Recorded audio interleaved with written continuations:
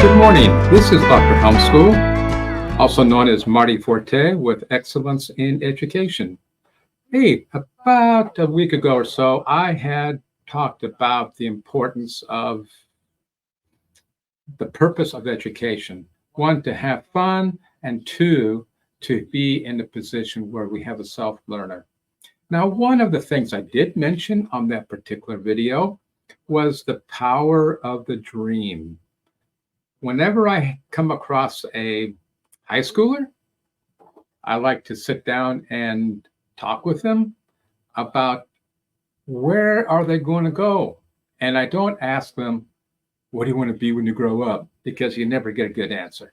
So what I've developed is a cute little system, whereas I ask a couple simple questions. The first thing I do is I'll ask, say, what's 16 plus 9? And they'll go, 25. I go, bingo, I love 25. Now, I want to test your imagination. Now, at age 25, you're now 25 years old. You've gone through your whole life up to age 25. The question I have for you, are you living in a house, a condo, apartment, a car, or a box? And they'll giggle at the last two options, but I did have one gentleman say, a car. I'm never going to steal anybody's dream. So instead of saying, are you kidding me? I went, okay, what kind of car is it?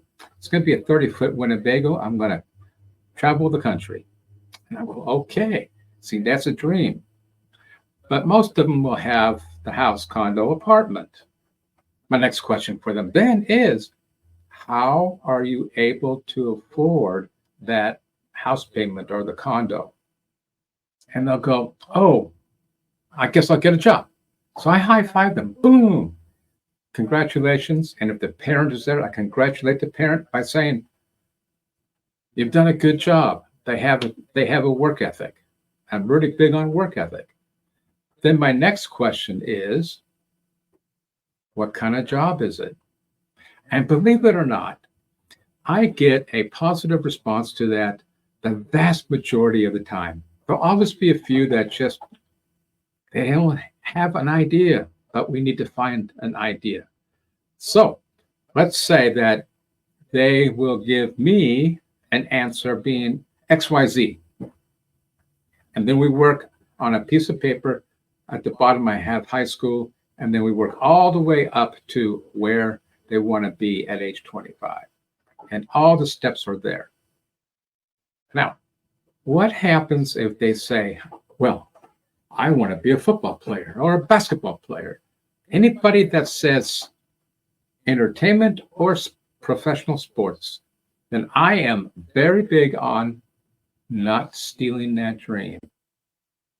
If you become a STEAM dreamer, you become a child delayer in them being able to progress at a good pace to age 25.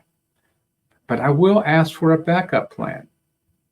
And I will not tell them, come on, I know there's a 0.0025% chance you're making it to the majors or being that great silver screen star. But I'll say, what happens if you're driving down the 210? Boom. Guess what? You have a car accident.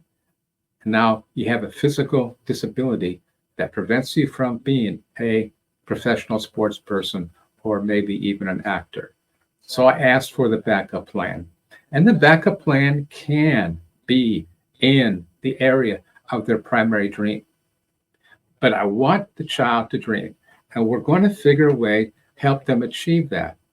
Now, what happens there is once the child has a dream, they now have purpose. And purpose is incredibly important for anybody that's walking the earth today. You got to have purpose, because without purpose, there's nothing to lose. Then you make stupid decisions. But if you're really good at developing the dream, the pathway to achieve it, what happens is then you have an individual who will start to make correct decisions. Take a child with a dream, and if they want to, especially in teenagers, do something kind of goofy that you know is not going to be healthy for them, then I highly recommend that you do not say no to them, but instead you ask a simple question. Will this hurt you or help you to achieving your goal? Let's say that there's a final exam in tomorrow, and your buddies say, hey, let's go out and go a couple of rounds at the bowling alley. Well, guess what? You don't have to say no to them, because 95% of the chance they will make the right decision because they have the dream, because they have purpose. Now your parenting skills are much easier. Now, if they get quirky enough that they want to go anyway, then either you have to execute that parental authority and say, no, you're not going, dude. Or you can let him go and let him experience what I call controlled hurt.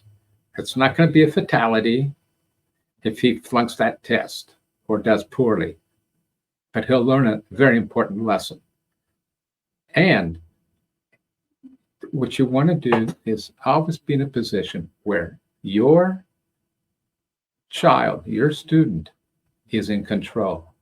Don't forget, they're in that time period where they're becoming the author of their story, of their life story. And you're going to be relegated to editor.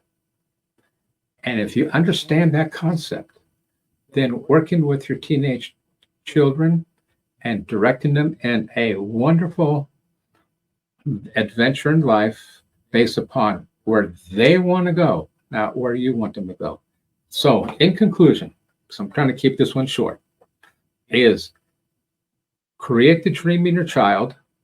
Never, ever, ever put that dream down, unless it's something illegal or immoral, of course.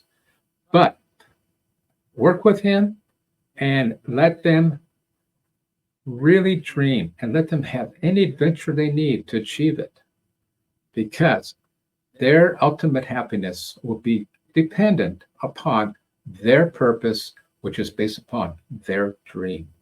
So please go ahead and exercise that parental authority with a lot of permission to follow the dream.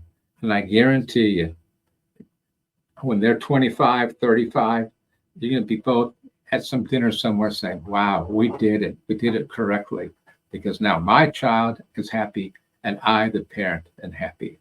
So enjoy your dream building with your children. And until the next time, we'll see you